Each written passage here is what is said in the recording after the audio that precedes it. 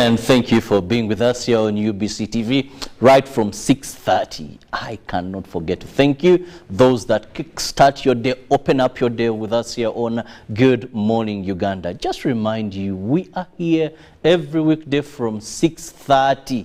The Good Morning Uganda show. That's when we start the Fantastic Four. Of course, we wake you up. We make sure we water off that stress with the light moments, laughters, jokes here and there, the song of the day, and of course, very informative as well, because we give you information of what is happening locally and internationally. Now, welcome to this extension of Good Morning Uganda, which is Good Morning Uganda Extra. I'm Robert KIrabo Nyonyintono, and this morning I'm going to be discussing something very, I must say, interesting and very, very important. Issues regarding how best we protect our environment. And I have a very interesting guest, actually, a very common face to many people. She's been around, she's inspired a number of us, and I call her a legend. I must say I'm humbled and honored to have her with me on set, hosting her this morning, and that is Caritas Karin Simbi, who happens to be a co-founder of Imbuto Zera Foundation. Caritas. Yes. Good morning. Good morning. How have you been? It's a pleasure. Very well, thank you. Yeah, very well, thank you. The word is Imbuto. Yeah. By the time you're going to learn. I'm going to learn Chinyarwanda. Yeah. And when I learn, I'll take my experience. After we're in the East African community. Yes. And then on my extreme end, I have also Sadiq Mwai, who happens to be co-founder of Imbuto Zera. Imbuto Zera. Well, I thought it's an easy language, but of course I will. Good morning and welcome to the show. Morning, Robert. Thank you for having us here. And I also had to learn to the word Imbuto Zera, so you're not alone. Yeah, I'm not alone. At least I have some. For Caritas, those are not issues. It's just a cup of tea. But for us, yes, some tongue twisting there. But of course, within this region, we are more or less the same. Yes, we are. Language may differ. The white man brought borders and marked here and there. But really, we are the same. She just looks like my sister, and just look like my uncle. Well, let's kickstart it. Now, when we talk about this foundation, Caritas, help us understand, what is it all about? I'll just say a bit of it, and my partner will also say the rest. The first thing is Imbuto Zera is a social enterprise. So we are a non-profit organization. And our concern is humans and our environment. So we're talking about things to do with the environment and things to do with farming, all in the youth, among the youth, since you know that the youngest population, we have the youngest population, they're the largest percentage-wise, so we want to focus on the youth, they're the future generation. So whatever it is we're talking about, be it agriculture or environment-related, we are steering it towards the youth. I love it. I love it when Sadiq talks about it. He's moving. Yeah. Okay, Sadiq. Yes, I think as Caritas says, we are a social enterprise, which means we really look at issues that affect our communities as our primary goal and objective. We have two main programs running right now, and I'm sure we'll elaborate more as we continue discussing with you. But clearly we are youth-centered because, as you know, the youth population is quite a huge percentage in this country. And there's a demographic word they use called the youth bulge, which means that there is a huge population that needs to be engaged to be able to participate in some of all the call them programs that we want to share with the rest of the country. So that's why we are here today, to be able to let you know about a little bit more about Imbuto Zera and the kind of programs that we are doing. Yeah. Well, Sadiq talks about programs. Caritas, let's be more specific for my viewer. Of course, there is so much regarding youth. So what are these specific programs? Okay, so the first one that we started with is agriculture among the youth. So we do have a program aligned with agriculture, and you'll be seeing a lot of us very soon out there. But away from the agriculture bit, steering to where we are today. Caritas in agriculture? Oh, yeah. Oh, yes. What? Oh, yeah. You see, this is the thing. People forget that it starts and ends there. You know, it's food. We need food no matter who you are. We even saw it during COVID.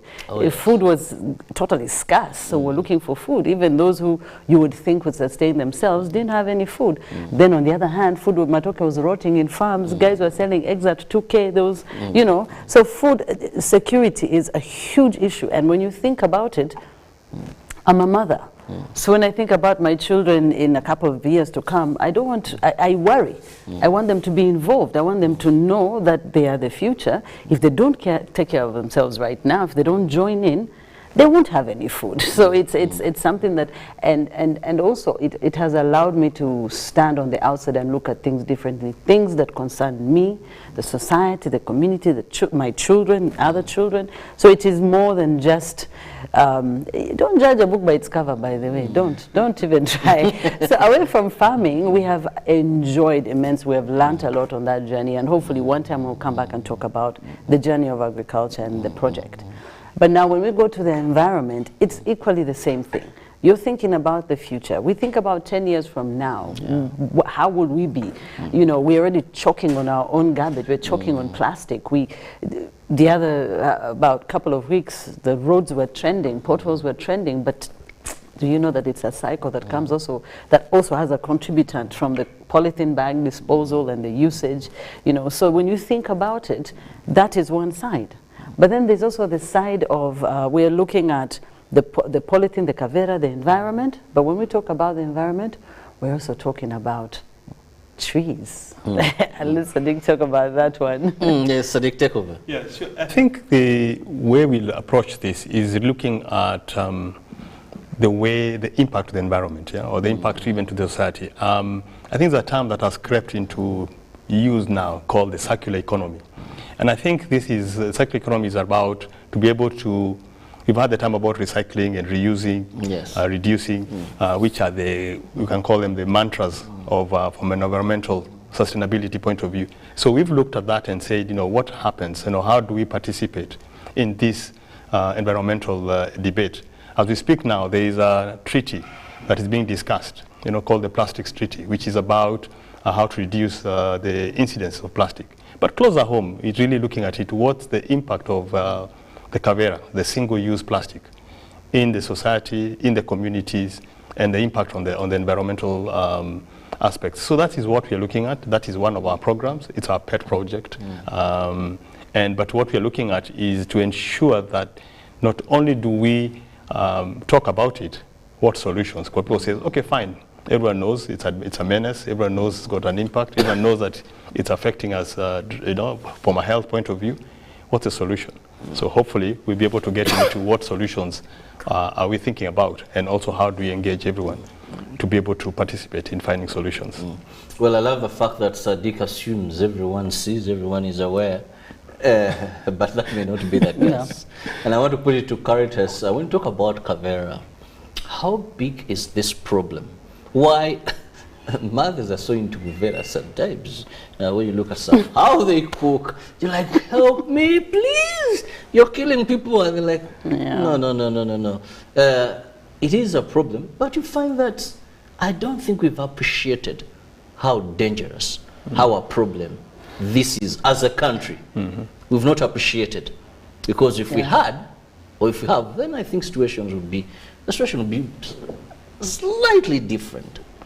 This problem is really big, and that's why we're saying we're going to create awareness. We're going to start from an awareness perspective, because if I asked you, by the end of this day, I am so sure you'll have carried a kavera in your hand, but you'll be so oblivious of it. And even here in Central, we have a saying, a man must return with a kavera. Wait to see. Yes. You come empty-handed. You are not saying that is. So imagine you have tomatoes here, you have milk here, you have bread here. Those are already 3 kaveras. You have a 4th here. They're excited. A big welcome home. They're excited you brought them food home. But you've also brought them a problem, the kavera. How are they going to dispose of it? You see, if you realize it, we've been doing research, we've really been doing research and people's habits. Umuntu akwata kavera and they are not aware that they are carrying a kavera. Even when they are done eating, like you've probably brought a takeaway, like, you know, office setting, they bring you mere because she's coming from across the road, she'll put in a packet, silver pack, and then put in a kavera. And she'll come. And they'll hand you.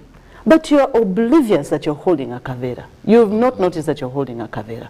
So first what we're saying is let's be aware. We're creating awareness. Let's be aware of our habits, our daily habits. You know, we were talking about it that, you know, something that that came to light is the more money you make, the more kaveras you're likely to contribute to the environment, because you're going to be shopping every week. You do the shopping every week. Shopping here is limited. But you, end of month has happened. You look at the kitchen and you're saying, hey, make a list. You go to a supermarket. At the till, those guys are excited to give you those kaveras. Meanwhile, they buy them. They spend money. The owners spend money to buy those plastics. You pick it free. But even a toothbrush in another kavera, even a matchbox in one kavera, even bakuti kavera, it's like they want to get rid of them. So it's creating awareness, but also the second thing, which is, like Sadiq said, we want also to create an option. We're saying that, okay, move ku kavera, today kuchi, get off kavera, and then what? Where are the options? When you get to a supermarket, you only have the kavera there for most of the supermarkets. Or you have the second bag, which is a biodegradable one, which the three terms are different, and I think it's something people need to understand. What's degradable, what's biodegradable, and what's compostable, and what do we need to work with. So the kavera we know is biodegradable, but many people don't know, they don't understand. But for now, we're saying that, okay, the truth of the matter is the kavera has become a menace. And that's where most of our food comes from. They're choking on polythene bags. The fishermen, what is it? Plastic is ending up in the wrong places. The floods, the same thing. I mean, it's like we're sounding like broken records. So yes, so now it's time. We have understood the kavera is killing us, it's choking us. What do we do? So that's when we come in and say, okay, we want to create solutions. And I like the way you put it. We're a solution organization. We create solutions. I'm very excited to hear the solutions because to some extent, we've seen activists coming up and saying, kavera, kavera. Then we've also had some saying, no, no worries, no worries. This thing is being recycled, but when you move around, still it is there. Yeah. Yes. Then we've had some voices saying, let's ban that of 30 microns and below. So we can, I don't have a micron on with my eyes. I don't have that gauge that, so I had crammed the white one, then I was told, no, then, so 30 microns, if I am running a butcher and people have to buy meat, now how do I know? So the 30 microns, so have those approaches. 30 microns, we have those saying we can recycle, we have those saying, but I think it's better we say completely no. Yeah. And now, my viewer, I have people who say they have come with a solution. Well, I can't wait to hear the solution. Sadiq. Yes, Robert. You're right. I think when you said how big is the problem, and I'm glad that Kaitos put it in a perspective that people can understand, because people are inundated by statistics, 40%, 5%, recycle, and so on and so forth.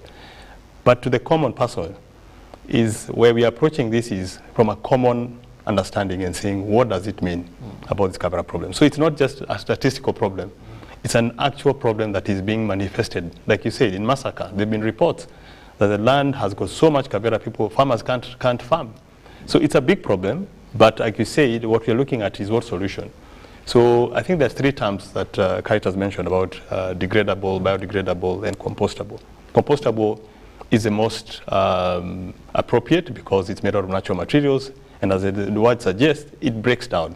Yeah? Biodegradable, it breaks down additives to a plastic that helps to break down under right conditions. And sometimes those right conditions are not always there. So we are saying, let's use a compostable materials as a solution. And as you know, when you talk about a solution, it has to be not only economically viable, it has to be practical. So we are saying, let's look at a solution that allows us to be able to be, one, economically viable, people can afford it, but also that is practical to use. So there's what we are calling the KIrabo. Very fundamental, very rudimentary, almost if you think about it. But it's a solution that we think that will help to be able to address this single use. When you talk about microns, and you're right, even I can't tell how many microns these caveras have. And the law talks about a 30 micron as a threshold. But the fact of that is a single use. Most of the caveras that we have now are single use. Use it once, you can't use it twice, thrice, and so on. As much as you can be able to almost try and reuse it, it's not a viable or neither a practical solution. And of course, as I said, it creates its own problems downstream. So I think the key thing here is having an economically viable solution that is practical for people to use and is accessible. And that's what we've come up with. We're saying, look, let's use materials that are compostable, that are natural. And you know what happens? Natural means locally made, locally sourced, which also has its own effect of creating employment, because that's another area we need to look at. The unemployment figures are quite high. Yes. So we're looking for a solution that is wholesome, that can be able to look at different aspects. But again, we're not in this alone. We want to challenge people out there. What other solutions can they come up with? We are not saying we are the sole solution providers, or our solution is, we've reached where we are. Everything evolves. So we want to evolve. We want to evolve the solution. We want to evolve the thinking. We want to bring people on board, everyone on board, and say, how do we focus this, all of us focus on this problem, and how do we make sure that this solution is then viable across and meets everyone's needs? Now, Caritas, how do we do this? Yet the Kavera is still present. One of the things I've known that government usually does, if they want to promote, say, a local industry doing something, they'll put hefty taxes on what is imported, so that people can have this cheaper and purchase it. Now, I've seen a number of campaigns where I want to have Kavera or alternatives to Kavera, but the challenge bit comes when the Kavera is still readily available. That a person would say, a chikapu, if I have, my mind when you talk about a chikapu, I remember that my grandmother once had, made of palm leaves. Some were very beautiful. And whoever should go to the market, she would carry it. Even if you're all her things would be in that chikapu. You could use it over and over, and of course it degrades, it has no, but I'm meeting a Caritas with a chikapu. And she comes to a supermarket and says, put this in my chikapu. Yet at the tail there are a number of Kuvera. So with what is seemingly more convenient, more comfortable, then how would this sail through? It is a choice. It's a choice of habits. So, you choose to either take tea with sugar or with honey, but you have the options. What we are saying is there are options. Give me an option. When I come to the teller to pay for my goods, I need to understand that there is an option, and let me be aware of it so that I then make the sound decision. If you leave me only with a Kavera, I am going to go with the Kavera. It is the readily available carrier. But if you show me and say there's a KIrabo, and the person with the KIrabo is explaining to me, you can actually reuse this. You said our grandparents used to use it. What was hard? Yes, I will show up with mine, especially. Okay, now let's first, we're saying we're not here to fight the Kavera. We're saying we are here to say we're able to make sound decisions of our habits and say we have health habits. We want to choose the KIrabo, or we want to choose another compostable bag and say this is what I'm going to be using to shop. There are countries that have successfully done it. What are they doing that we're not doing? It is when you have habits, it's when you're a child, it's the habits. If we say we're going to put the KIrabo at every supermarket, that at every supermarket you have a choice. Let's think about people who have cars. If we were to calculate, don't even talk about taxis, don't talk about the Ubers. Let's talk about your own car, and we calculate how many people own cars. If we can just target every one of those owners of a car, because you have a car, you can put the KIrabo in your car. As soon as they offload your things, but this is the beginning. Of course, we are thinking about the what the needs would be for the different people. We have different, categories of people or earners. People's lifestyles are different, so we're thinking about that as well, so that in the future we have different bags that are easier I've to seen carry. most of these takeaways where they have well-designed paper bags. Yeah. They don't put for you in a kavera. Yeah, so we're able to say that if I want to go to a supermarket, I still have a bag, my paper bag that I can fold. I put in my handbag, I put in a briefcase. Even men, put in your briefcase, and you're going to shop in a healthy manner, like you're thinking about your health while you shop. So it is one step at a time. We cannot achieve it overnight, but we're saying we're able to change our habits. That's why we're saying we really want to focus a lot also on the youth, because they're still tameable, they're still coachable, and it is they have to pay attention. They have to make sure that they take a part in all this. But we hope that people will notice that they can make a sound and an aware decision, not they give you a kavera and you literally just move away without the cautiousness. But also, even we were talking about it the other day, even plastic bottles. Why do we still have plastic bottles in many of these establishments? Why can't we switch it up? Why can't we say, okay, unless you have properly marked garbage bins, you say yellow, you say green, this is where you put the glass, this is where you put the plastic, which is doable. So we are saying we are working along those other problems. We're saying if there are bottles the other side, on the side of the kavera, the one-time use, let us also find solutions. Let us figure out how we can do it one step at a time. We're not going to take it all in one bite. We're just going to nibble it until when we get good results. Now, Sadiq, this brings in costs of alternatives.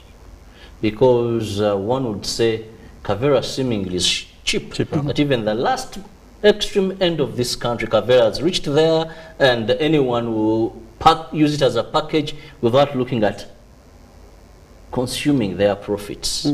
True. I don't know if paper bags are more expensive. The chikapu, I'm very sure that would be more so when you have these tourists who make our chikapus very expensive. Because it is something they cherish more than we do, and you find a tourist with it, Yes. So how do we make these both available and affordable? A good question, Robert. I think you're right in terms of cost, because we looked at that. Like I said, we want to be very practical. We don't want to be theoretical. We do not want to sound like we're not looking at all those factors. So cost is, it's about production. It's about scalability. It's also about sourcing the material. Like I said, if you're sourcing local materials, if you're training local people to actually make that HCAP, or you are using the different types of material that are available, that can bring down the cost. So what we are doing and what we are trying to do very diligently is to actually look at all the components that make that HCAP, and looking at that and seeing what does it cost us, So first of all, for instance, sometimes you actually want to go to where the material is because it becomes cheaper. Yeah, because then the material is in plenty, then people can actually use the materials that are close to them. Then look about transport. How do you transport these materials to the market and so on? So we look at all these factors. So we are consciously looking at that to make sure that our costs do not surpass what a local person or a local person will be able to afford. But also, as I said, we are also collectively looking at what are solutions and people offer. And how do we be able to channel their ideas to ensure that these ideas then are brought in into a process that we can all look at and contribute in terms of reducing the cost. But there's something interesting, Robert, in terms of innovation. You'll be surprised to learn I think, if I'm not mistaken, it's the only company in sub-Saharan Africa that is doing compostable packaging material, and it is here in Uganda. The young men who started that company actually won an award from AGRA, the Alliance for Greening Revolution for Africa. And it's in Uganda, and they're making compostable packaging material from cassava starch, from banana starch, and other natural materials. So it's not that these ideas or innovations have to come from outside. They are within us here, and we are looking for such kind of partners so that we can let people know that these materials are available, the innovation is present in the country, and we should be proud that actually, particularly, that these solutions are actually what they call them homegrown. So let's build on that, and that's what we want to do. Let's build on those innovations. Let's get everyone, you might find that sometimes as you spread the word around, as we are talking about awareness and sensitization. There are people who they have got very good ideas, but they're not able to bring them to the market. We want to be able to say, let's come bring them to the market. And of course, we look for other stakeholders that can actually facilitate bring those solutions to the market. So that's what you're looking at. So let's not think that all these solutions have to come from outside. We have them locally. And all you have to do is tap into that enthusiasm. And as you said, the youth, they're energetic, they're educated, they are technology driven. You might find that the youth have got very good programs or good ideas that we can actually harness. And that's what you want to do, be able to let people harness those solutions. After all, we are the ones who are living this, the generation. What are we leaving for them? A planet that is full of plastic, this climate change that is being affected because of the warming and all that. So I think that's a good legacy for us to leave. So we want to create that ability to allow the youth to also participate in these discussions and also finding solutions. I love the fact that we are looking at the legacy we are leaving behind. Let's not live like the world begins and ends with us, and after this generation there will be no generation. So if we think of the other generation that will come after us, moreover, we have given birth to these children. Uganda will still dominate. We have one of the world's women with a high fertility rate. So that means more are coming after us. It's not yet the end of the world. So we better make it a better place for them by ensuring Kavera plastics is something we handle and we look for all kinds of alternatives. With that, I go for a break. I return shortly.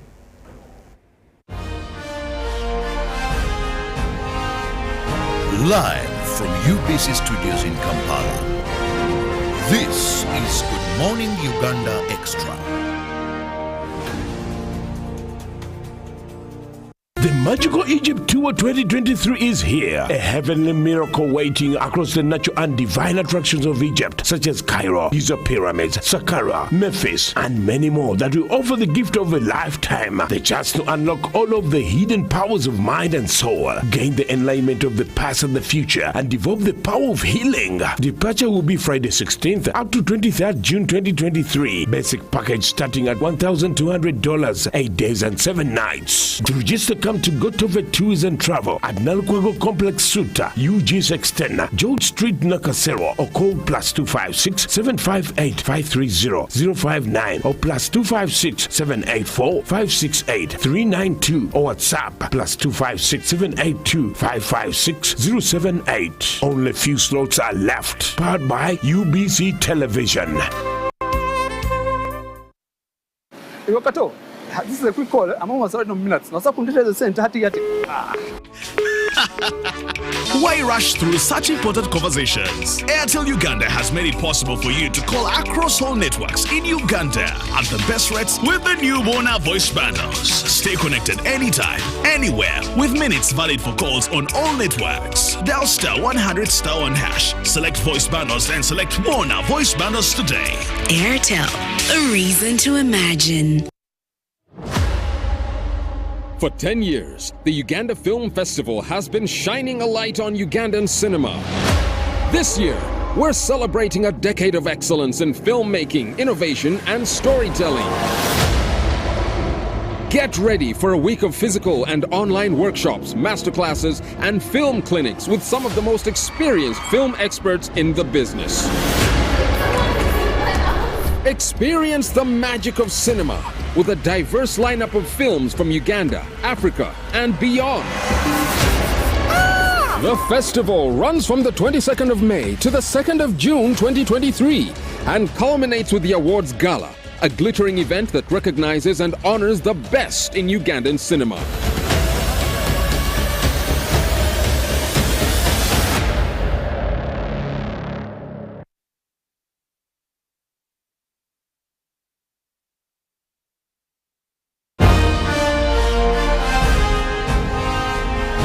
Live from UBC Studios in Kampala, this is Good Morning Uganda Extra.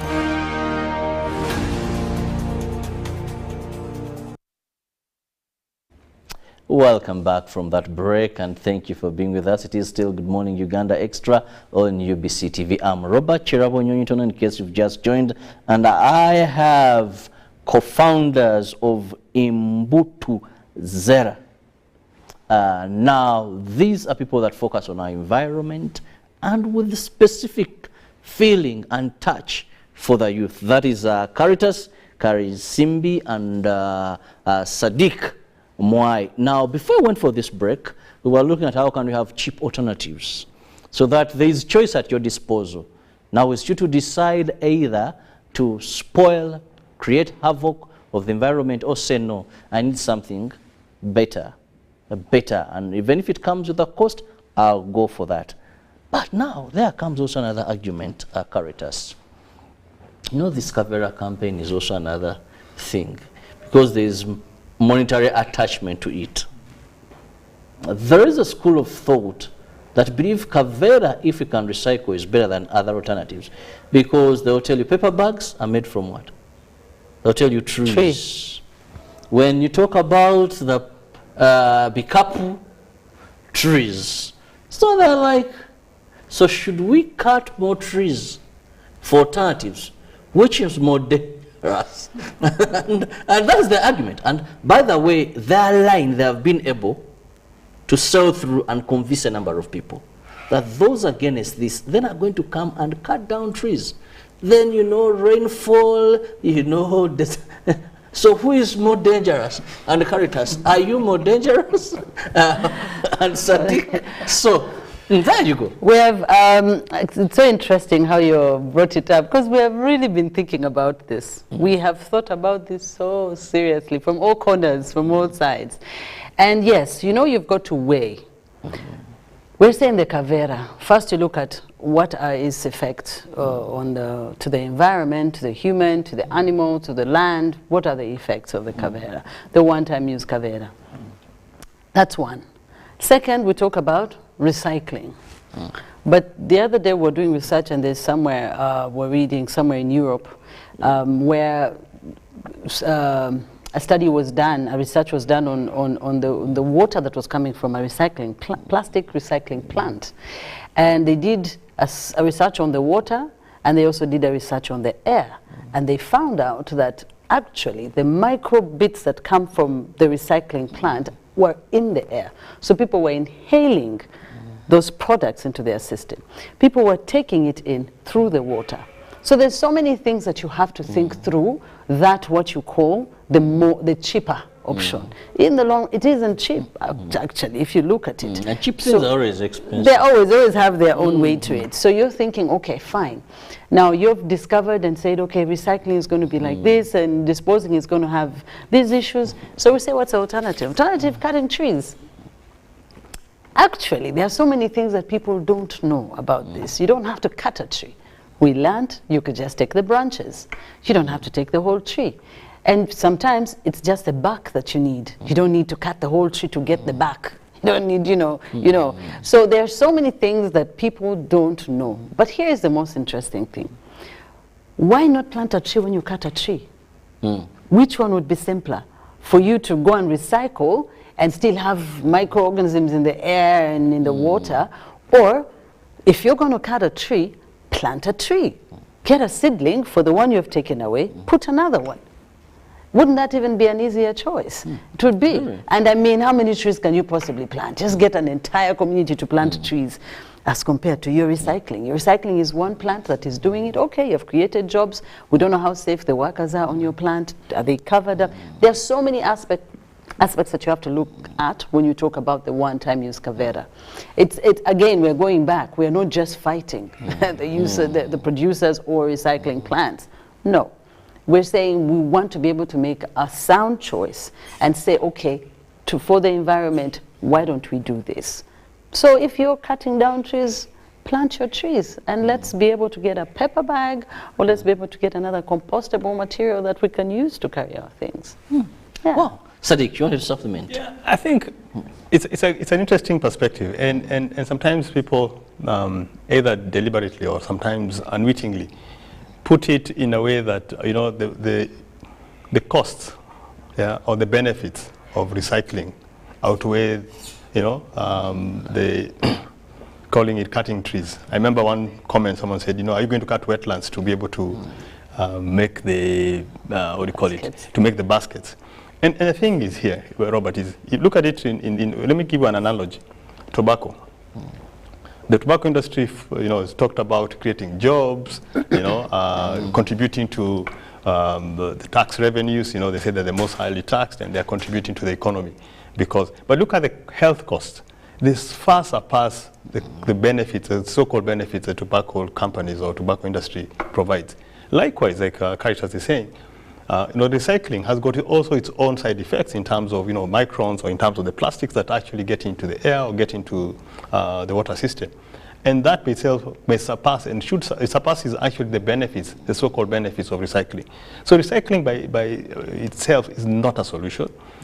In many instances, and the science has shown that it's actually not working. It should not just be the only solution we should look for. We should also look for other alternatives. And I think that's what we're advocating for. Let's look for other alternatives. Because if we keep on using the argument that we are cutting down trees to be able to create materials that we can use, then that argument is actually hollow when you look at the effects of it. The health, if you look at it in the landfills, we were the other day at Kitezi looking at, just trying to get a perspective of how the plastic is disposed and how it's actually affecting the communities around it. And the health, the impact of health is very high in terms of the adverse impact of plastic on the health.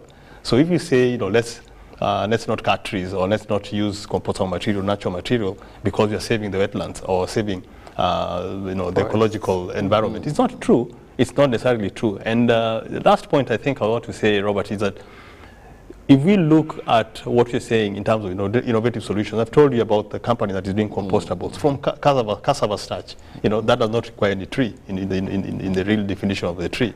But we are saying let's look for solutions together. We are not sitting here judging anyone. We are saying let's look for solutions together. Bring your solutions, bring your ideas, and together let's tackle this problem. And I think then those discussions or debates, whether you're cutting trees or not cutting trees, in the last last 20 years, Uganda has lost more than 10% of its forest cover. Is that attributable to what is attributable to? Otherwise, if it was Kavera solving the problem of not cutting trees, you would almost assume, using the same argument, that the forest cover should have been much more than it is right. But it's not. So again, I don't want to get started. It's one of our projects about reforestation, but that's a topic for another day. Well, still carrying on, they're trying to ensure we detoxify some information that could be derailing the campaign for people to use alternatives. And we've always hidden under the aspect of job creation.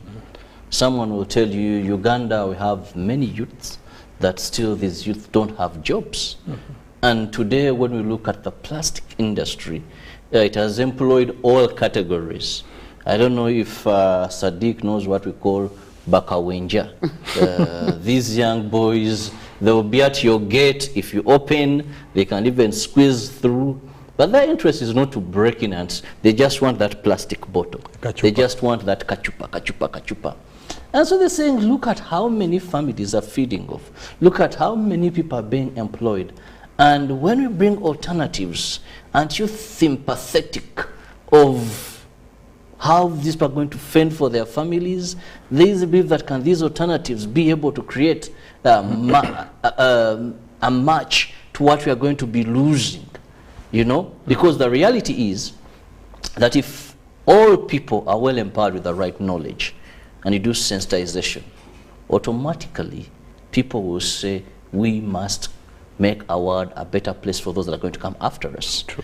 And definitely, slow but sure, plastic may not be that so much. We're looking at, you're saying job creations, and again, I'm going to end up gravitating towards the other project that we're doing, because you think about it. Job creation, how about if we say we create jobs in different areas? We say we have a lot of land, so much land. There's a lot of deforestation happening. How about we employ them to afforestate? How about we involve them in the land and tell them, okay, we teach them on how to plant trees, on how to take care of the seedlings, on the profits that come from that, on how the benefits of doing it. We've learned so many things where farming is concerned, where trees are concerned.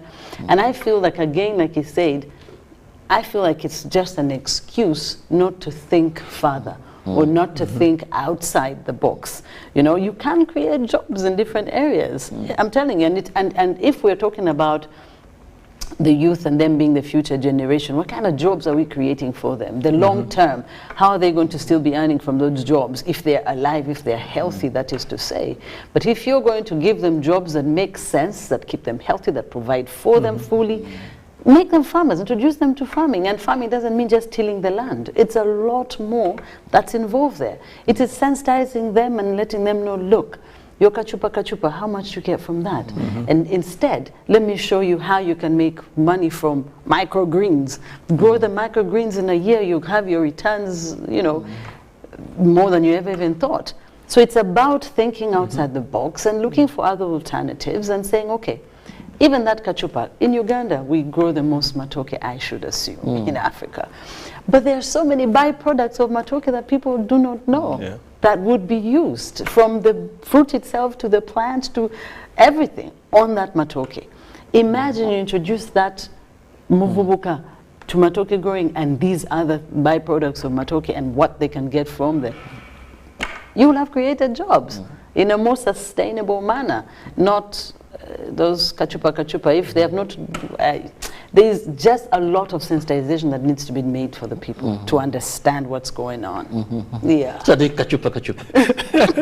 No, I think Kaitos makes a very good point. You know, when you say, you know, jobs, and it's a trigger word, you know, employment, and, you know, like you said, and you actually illustrated it very well, you know, the thinking. And what you're saying is, can we shift from that thinking and look what alternatives are there? You know, let's create sustainable jobs. I like that, actually. Let's create sustainable jobs. Let's create jobs that do not endanger your health. Because then that's what's the use of doing a job that endangers your health. If kachupa is going to endanger your health, what alternatives are there? What alternatives are there? We've got, as I said, when we started our discussion this morning about the youth population. I talked about forest cover. Actually, I think it's less. I think it has fallen up almost 24%. Over the years. So there are other alternative ways of creating employment, not necessarily by using plastics or getting involved in plastics. Let's look at alternatives, and also there's a term that the experts in agriculture say, the value chain. You know, as you know, one of the anchors of the National Development Plan is about converting or transforming Uganda from subsistence to commercial farming. There lies some of the solutions. And all we're saying is, let's harness this. Let's have this discussion. Let's look at the solutions. And Robert, and I can assure you, when those debates are out right there, even for the common person who says, like you said, kachupa, you are going to make me lose my job. Let's find for them an alternative. We are not saying, stop doing this, stop kachupa tomorrow. We'll find your job in another year or so. We're saying, let's work together. Let's evolve this discussion. Let's evolve the solutions. And I think we'll get there. Yeah. Well, this is a very good message, I must say. And from people who have properly researched and packaged the information. But I'm looking at what channels are you using, Caritas, to reach out. Today I have you, tomorrow I'll not have. I have another show, another topic. So what other ways are you using to get to people to appreciate and understand and see through the same lenses that you are using? Okay, first of all, it's person to person. Let me call it person to person. It's word of mouth. The same way this started for us, which was an awakening moment at a supermarket after shopping. We have shopped, we are excited, we have everything that we need. And you look at the number of polythene bags you're going back home with, and you say, you're like, no, we have to ask. So I asked, we said, no, we want boxes. We're not going to take Kavera. We've spent enough, we deserve boxes. And it hit us. And it, again, from there, it's like, now it has become such a thing that I even can't braid my hair. When I go to braid my hair, I'm thinking, is of braids, where am I going to put those braids? They're plastic, where am I going to dispose? How am I going to dispose of them? So it's trying to reduce as much plastic that you put to use as possible. We can't take it all away in one go. The basins, the drums, the buckets, those are still there. But the ones that we can remove, we can. So word of mouth. I'll tell someone, but why are you carrying that Kavera? But, or again, show them. But here's a KIrabo. I've been talking to friends, I've been telling them, we share the same thing. And it is interesting that people out there have the same feeling. But it's almost like, okay, so what do we do? Yeah, we know the plastic is here, but what do we do? So it seems to be a necessary evil. Yes, it seems to be a necessary evil, but that's because you don't see the alternative. But I'm telling you, so it's word of mouth. I'm going to be talking to people. It's the people you meet. It's your experience, sharing your experience with people. Also, being in the media world, you know, we have a company also that creates content. And so we're also going to use that as a mouthpiece, creating content that is embodied, that is that we emblem the messages, be you about forests, about agriculture, about the environment. We put them, embed them in the content that we create. But then above all else is being able to go out there in a big way. Go to the schools, go to the communities, go share your experiences, share the knowledge you have. It's going to be a lot of work. We're folding our sleeves and folding our... it's a lot of work that lies ahead of us. It is an uphill task, but we hope that you finally get over it. Now, time is flying so fast, and I must have your final remark. I'll begin with Sadiq to Ugandans watching this morning. Thank you, Robert. And first of all, thank you for having us again. Like we said, we are learning a lot as we go on. We are not saying there's only one solution to the problem, but we're saying it's a problem. Let's start in a small way. Let's start by making the choice. Like Kaito said, you have a choice when you go to a supermarket. They have buveras, yes, but make a choice. Use something different. We said we've got a product, but use something different. Let's start also sensitizing, everyone. Start from our homes, and hopefully it will catch on to the rest of the population. So our message is, let's make sure that we have the choice in our hands, and let's exercise that choice to be able to not use plastic anymore. Caritas? First of all, I've got to let you know that it starts with you. You make that sound decision, and it creates a trickle effect.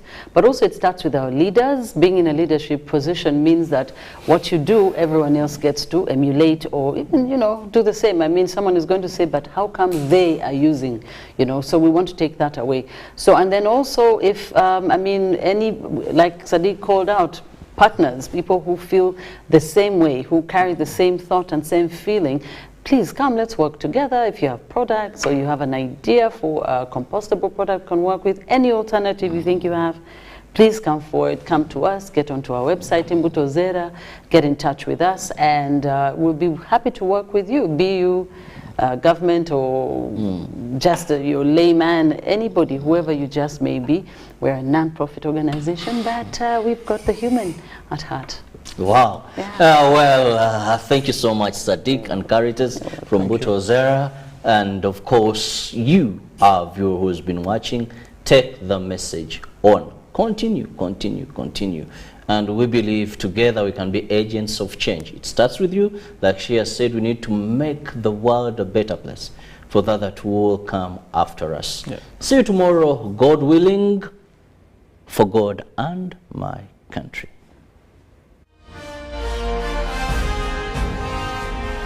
Live from UBC Studios in Kampala, this is Good